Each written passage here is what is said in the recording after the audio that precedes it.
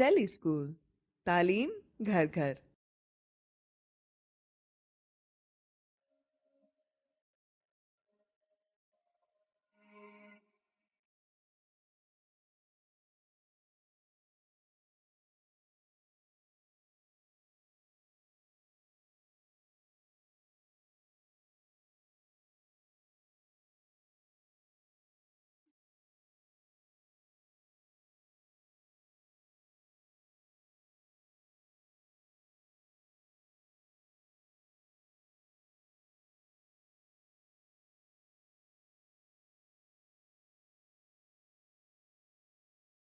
Daffodils.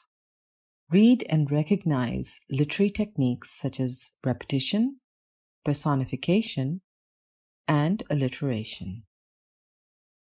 I wandered lonely as a cloud that floats on high o'er vales and hills, when all at once I saw a crowd, a host of golden daffodils, beside the lake beneath the trees, fluttering and dancing in the breeze. I have a question for you. Which simile is used in this poem? A. Lonely as a cloud. B. Vales and hills. C. Golden daffodils. Or D. Fluttering and dancing. It's A. Lonely as a cloud. A simile is a figure of speech that makes a comparison between two different things by using words such as like or as. Lonely as a cloud sets up a comparison between the speaker's loneliness and a single cloud in the sky. This is a simile because of as. Let's get back to the poem. Continuous as the stars that shine and twinkle on the Milky Way, they stretched in never-ending line along the margin of a bay. 10,000 saw I at a glance, tossing their heads in sprightly dance. How about another question? How does the poet's use of imagery heighten the impact of the poem? So the question is, how does the poet's use of imagery make the poem more impactful? Is it A, the appeals to the sense of touch help us visualize the entire scene? B, the appeals to the sense of sight help us visualize the entire scene? C, it simplifies the poem? Or D, it unifies the poem? The answer is B.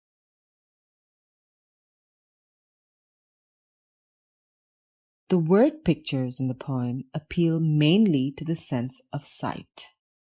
We see a cloud, a valley, a lake, trees, and most importantly, thousands of dancing daffodils that are compared to the stars of the Milky Way. We also see the speaker lying on a couch thinking about the experience. Let's resume reading.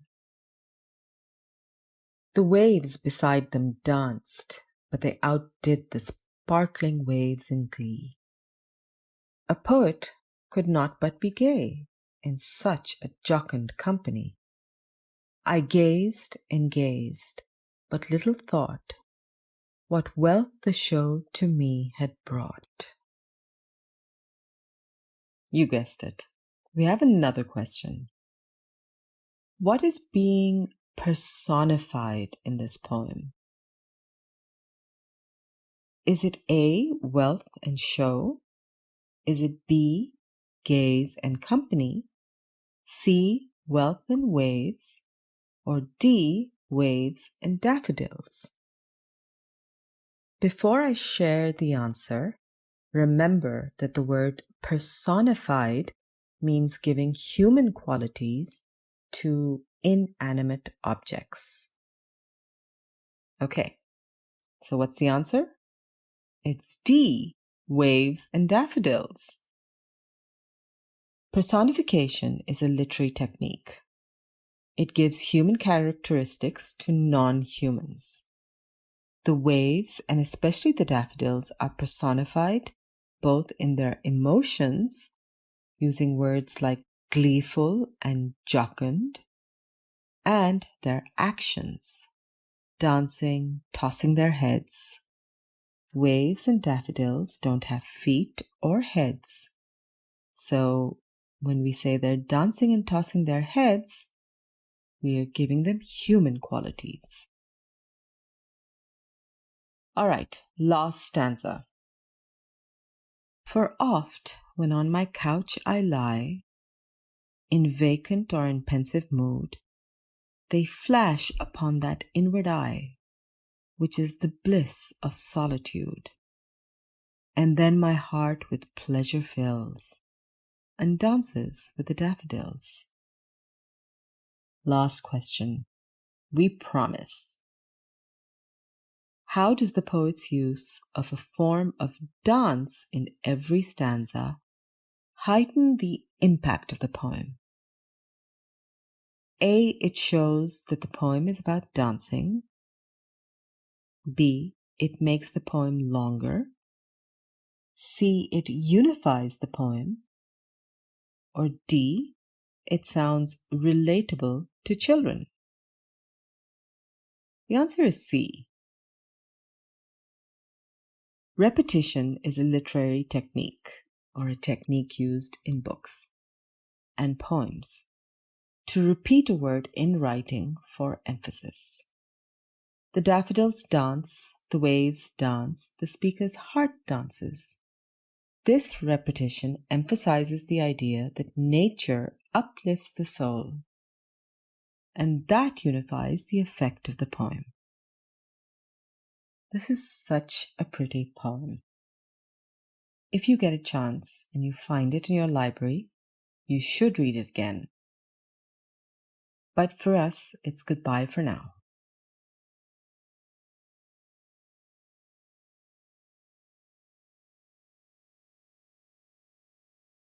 मिलते हैं एक छोटे से break के बाद।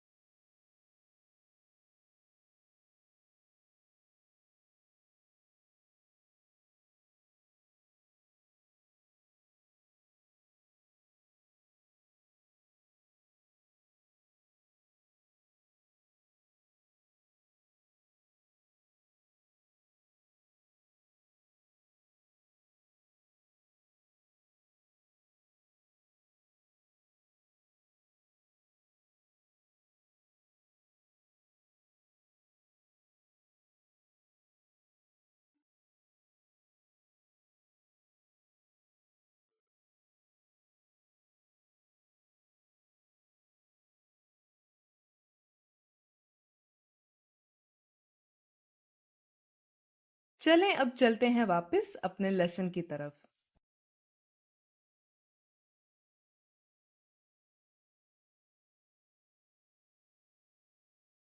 Ah, it's such an enjoyable and relaxing day in the park.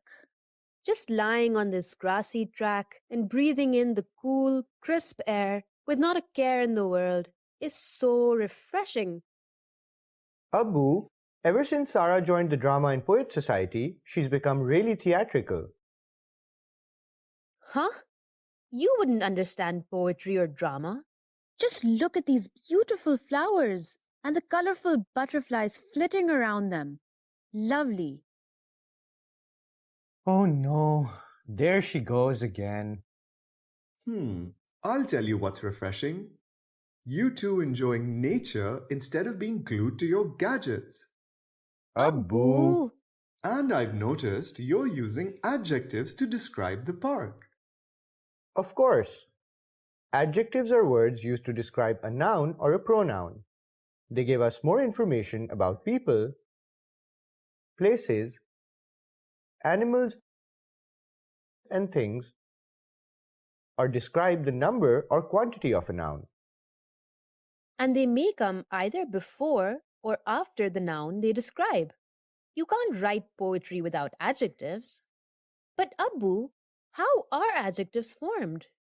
Interesting question, Sarah.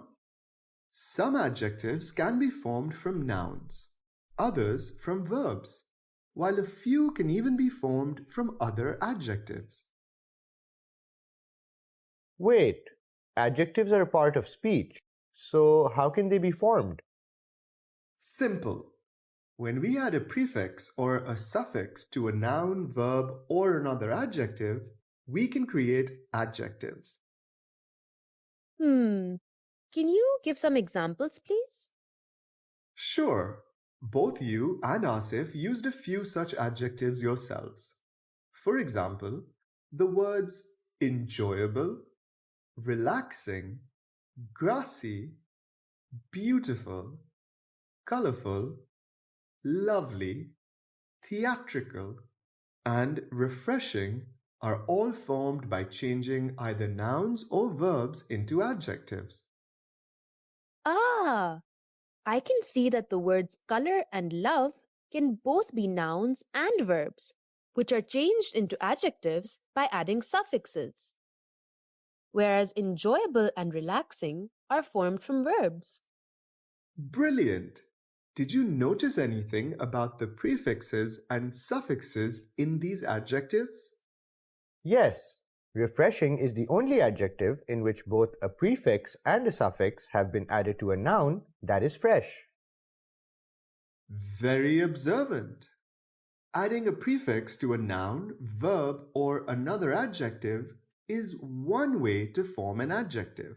A prefix is one or more letters added to the beginning of a word to change its meaning. Let's take a look at the most frequently used adjective prefixes and their meanings in this table. As you can see, most prefixes are added to make an adjective a negative word. Another way of forming adjectives is through suffixes. A suffix, as you know, is one or more letters added to the end of a word to change its meaning. Here are some suffixes that form adjectives from nouns. The suffix ful means to be full of or have the qualities of something.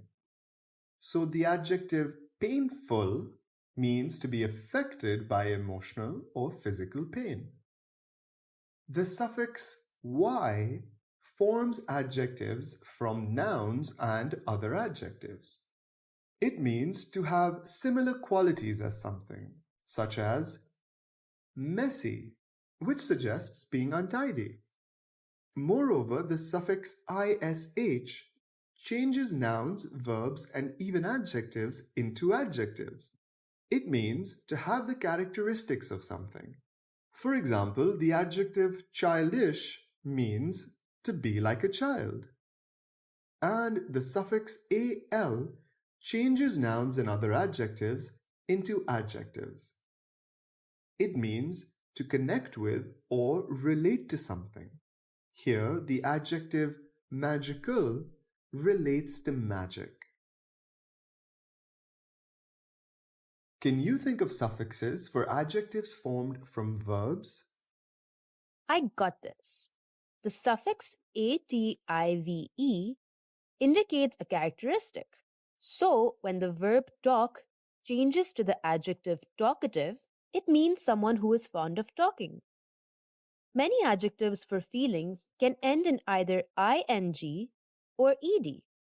For example, annoying and excited. Also, when the suffix able is added to a verb, it creates adjectives that express ability. For example, the adjective breakable means something that has the ability to break easily. Good job, Sarah. Now, what about suffixes that form adjectives from other adjectives? I'll explain these, Abu. Be my guest. The suffix est suggests the highest degree of equality. So prettiest is the superlative form of the adjective pretty and describes someone as the most attractive or charming. However, the suffix ier is used to form comparative adjectives such as funnier. The suffix ly forms an adjective such as sickly from the adjective sick, meaning weak, unhealthy, or having the same condition as a sick person. Finally, the suffix some means to be produced from or characterized by something. So the adjective three turns into threesome, meaning three people as a group. Very impressive. You now know that an adjective is formed by adding a prefix or a suffix to a noun, verb, or another adjective. Let's practice what you learned. Underline the adjectives in these sentences and identify which part of speech are they formed from. It is a cloudless, sunny, glorious day.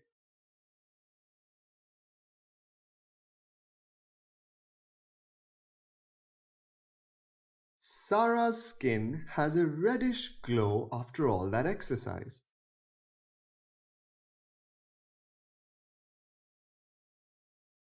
This was quite an informative session on forming adjectives. Brilliant. I officially enter you both into the Drama and Poets Society. What? No!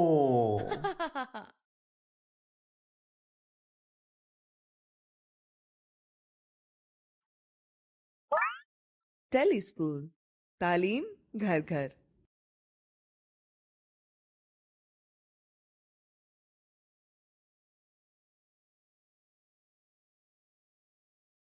Hey Daniel, it's so good to see you.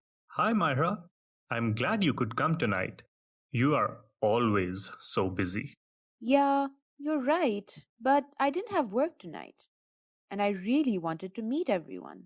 That's good to hear. How are things at work? Work is fine. What's going on with you? I'm between jobs these days, but I'll figure something out soon. I'm sure you will. There are so many people here tonight. Are these all our relatives? Yep. Let me introduce you around. This is Salahuddin Uncle. Uncle, this is Myra. Hello, Mahira. How are you? I'm well, thank you, Uncle. What's up, Homer? How rude. He didn't even answer you. Oh no, that wasn't a question that needed to be answered, Uncle. It was just a greeting. You kids today with your disrespectful ways. It's just this generation's slang. It's something that keeps changing. Yes. I mean, you said hey when you met me, not hello or hi or how do you do. So true. At informal events, we use so many different ways to say hello. How's it going, for example? Or just gestures, like a salute. Which of these would you use in an office? Hello, hi, or how are you? What if it's someone you're meeting after a long time? How are you doing? How's life? Yes, I use the same mostly. Anyway, all these greetings have made me hungry. If there are more people to meet, let's do it on the way to the buffet. The food is that way. Get your greetings ready. There's a lot of people to say hello to before we get to it.